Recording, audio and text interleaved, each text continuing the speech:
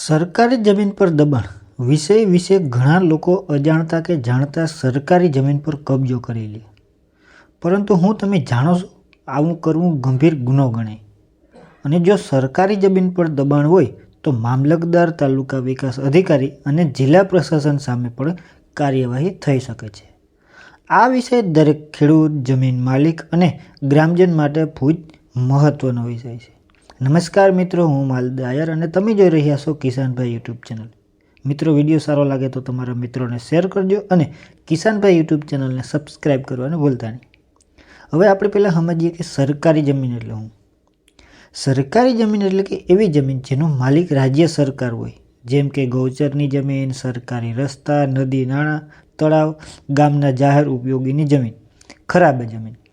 આ જમીન પર કોઈ પણ વ્યક્તિને ખાનગી ઉપયોગ કે બાંધકામ કરવાનો અધિકાર હોતો નથી. હવે આપણે સમજીએ કે દબાણ કોને કહેવાય. જ્યારે કોઈ વ્યક્તિ સરકારી જમીન પર વાડ કરે, મકાન બાંધે, દુકાન કે ફેક્ટરી બનાવે અથવા ખેતી શરૂ કરે, રસ્તો બંધ કરી દે, નાળા અથવા તળાવ પૂરે, ત્યારે તેને સરકારી જમીન પર દબાણ થયું કહેવાય. હવે તમને પ્રશ્ન થાય કે દબાણ કરવું એ કાયદેસર ગુનો કેમ?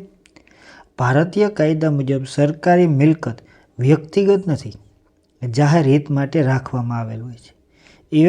એક વ્યક્તિના ફાયદા માટે તેનો ઉપયોગ થવો એ ગેરકાયદેસર છે. આથી આવા કેસમાં આઈપીસી લેન્ડ અને રેવન્યુ કોડ અને પંચાયત એક્ટ મુજબ કાર્યવાહી થાય છે. દબાણ થાય તો કોની જવાબદારી બને? જો કોઈ ગામ કે વિસ્તારમાં લાંબા સમયથી સરકારી જમીન પર દબાણ ચાલતું હોય અને પ્રશાસન પગલાં ના લે તો જવાબદારી કોની? પહેલે તો મામલતદાર, તાલુકા વિકાસ અધિકારી એટલે TDO, ડેપ્યુટી કલેક્ટર, ગ્રામ પંચાયત અને જિલ્લા કલેક્ટર. સરકારના નિયમ મુજબ અધિકારીઓને સમસ્યા સર્વે કરી અને દબાણ દૂર કરવું એ ફરજિયાત હોય છે. મામલતદાર સામે કાર્યવાહી થાય કેમ?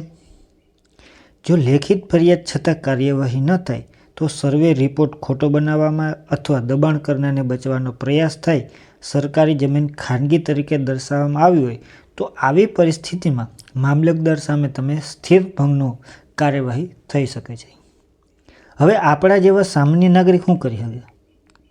જો તમારા ગામમાં સરકારી જમીન પર દબાણ થયું હોય તો તમારે લેખિત ફરિયાદ મામલતદાર પાસે કચેરીમાં કરો, અરજીની નકલ કલેક્ટર કચેરીમાં આપો, RTI દ્વારા દસ્તાવેજોની માંગ કરો, જિલ્લા વિકાસ અધિકારીને ફરિયાદ કરો, હાઈકોર્ટમાં PIL અથવા રીટ પિટિશન કરી શકો છો. આમાં કોર્ટ શું નિર્ણય આપે? કોર્ટ સામાન્ય રીતે દબાણ તાત્કાલિક દૂર કરવા આદેશ આપશે, બાંધકામ તોડવાનો હુકમ કરે, દંડ અથવા જેલની સજા આપે, જવાબદારી અધિકારીઓ સામે કાર્યવાહી કરાવે. ઘણા કેસમાં સરકારી જમીન પાછી મેળવી લેવાય છે. શું જૂનું દબાણ પણ દૂર થઈ શકે? હા, ભલે દબાણ 10 વર્ષનું હોય, 20 વર્ષનું હોય કે 30 વર્ષનું હોય, તો પણ સરકારી જમીન પર હક ઊભો થતો જ નથી. કોર્ટે કીધું છે કે સરકારી જમીન પર ક્યારેય માલિકી હક મળતો નથી. ખેડૂતોએ ખાસ શું ધ્યાન રાખવું જોઈએ? હવે હાથ-બાર ઉતારો નિયમિત ચેક કરવો જોઈએ. તમારે રસ્તા, નાળા, ગૌચર પર ખેતી ન કરો. કોઈ દબાણ કર્યું હોય તો તેને મૌન ન રહો, લેખિત પુરાવો સાચવો. મહત્વની ચેતવણી: સરકારી જમીન પર દબાણ કરનાર વ્યક્તિને દંડ આપે, બાંધકામ તોડફોડ થાય, ફોજદારી કેસ થાય, જેલની સજા થાય પણ થઈ શકે છે. એટલે કાયદાની જાણકારી રાખવી ખૂબ જરૂરી છે. મિત્રો, સરકારી જમીન આપણા સૌની છે. જો કોઈ વ્યક્તિ તેનો દુરુપયોગ કરે અને અધિકારીઓની આંખ મીચી બેસે તો કાયદો બંને સામે કાર્યવાહી કરે છે. જાગૃત નાગરિક બનવું એ આપણી કર્તવ્ય છે. જો તમને આ માહિતી ઉપયોગી લાગી હોય તો વિડીયોને લાઇક કરો, તમારા મિત્રોને શેર કરો અને આવા કાયદેસર વિષયો માટે ચેનલને સબસ્ક્રાઈબ કરવાનું ભૂલતા નહીં. જય જવાન, જય કિસાન, વંદે માતરમ.